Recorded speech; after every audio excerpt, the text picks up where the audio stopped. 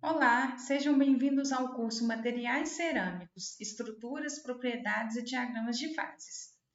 Este curso está disponível na plataforma Mais IFMG. Meu nome é Lilian e eu sou professora do curso. Sejam bem-vindos. Esta é a aula 4, onde iremos aprender sobre as propriedades mecânicas das cerâmicas. As cerâmicas possuem três características mecânicas gerais. A primeira delas é a fratura frágil. A segunda, elas apresentam alta resistência, mas essa resistência varia muito, mesmo para formulações idênticas, que foram produzidas da mesma forma, com os mesmos reagentes e nas mesmas condições. E também apresentam alta dureza. Então, vou falar um pouquinho sobre cada um desses ensaios e quais são os fatores que influenciam essas características. Primeiro, para a gente aprender e entender essa fratura frágil da cerâmica, a gente tem que saber diferenciar uma deformação elástica de uma deformação plástica. A deformação elástica ela acontece quando uma carga baixa é aplicada sobre o material. Esta carga ela vai promover o afastamento entre os planos de átomos, como a gente pode ver nessa segunda figura, em relação a essa primeira. E esse afastamento vai provocar uma deformação, um alongamento no material.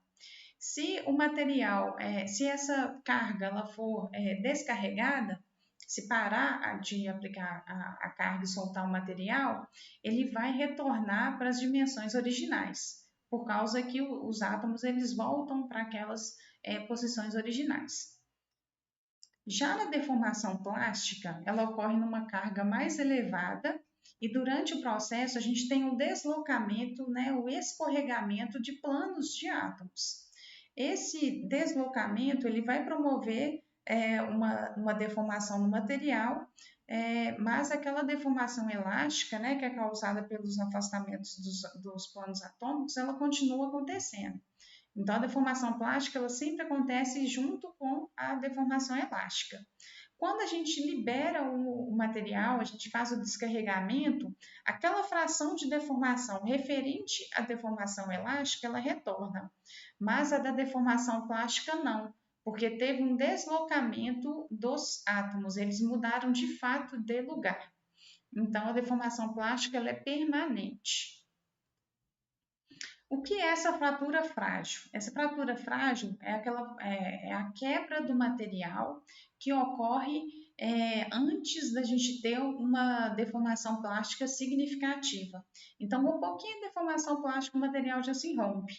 Nesse caso, a gente fala que houve uma fratura frágil. Ela é diferente da fratura dúctil, que é essa representada aqui pela linha em roxo, que ocorre quando o material se rompe após grande deformação plástica. Por que as cerâmicas apresentam essa fratura frágil?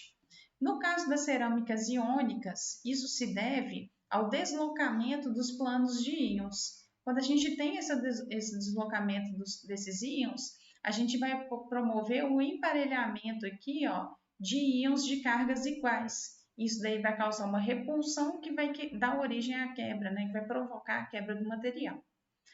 No caso das cerâmicas covalentes, que são aquelas onde o sólido está inteiro unido por ligações covalentes, essa aplicação dessa força ela vai promover o afastamento aí dessa ligação. Só que chega num ponto em que essa ligação se rompe. Quando isso acontece, o material se quebra. Então, tanto nas cerâmicas iônicas quanto nas covalentes, a fratura vai ser frágil, elas não vão suportar grandes deformações.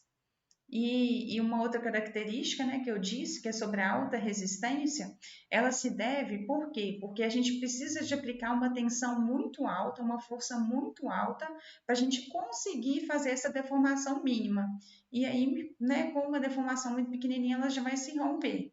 Então, as cerâmicas, elas são resistentes, são bem resistentes, mas são frágeis. Então, elas suportam grandes tensões, grandes forças, mas com pequenas deformações elas se rompem. Então tá aqui a influência dos defeitos, que é essa influência desses defeitos que vai ser responsável por aquela variação que eu disse das resistências. Então, o que acontece? quando a gente produz várias cerâmicas da mesma forma, usando as mesmas proporções dos reagentes, fazendo as mesmas condições, mesmo a gente tomando todos esses cuidados, a chance de ter trincas e poros no material ela é muito elevada. E essas trincas e esses poros, eles vão funcionar como concentradores de tensão. E aí, quanto mais trincas e poros eu tiver na minha cerâmica, menor vai ser a resistência do material. Então, diferentemente dos metais, né, que tem os valores, né, para uma mesma formulação, obtém valores muito semelhantes, a cerâmica ela vai obter um perfil de frequência de fraturas. Então, tem um valor, né, onde a maioria daqueles materiais, né, que foram feitos com aquela formulação e daquele jeito, eles vão se concentrar ali, não, uma grande maioria vai quebrar ali perto de um valor de resistência, mas a gente vai ter algumas variações.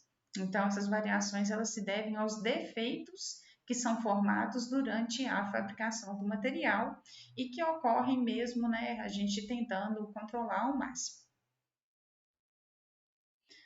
E como que a resistência das cerâmicas ela é medida? Então, nos metais, a gente costuma aplicar aquele teste de tensão, né? Onde a gente prende o material e tensiona, puxa, né? Um dos lados do material.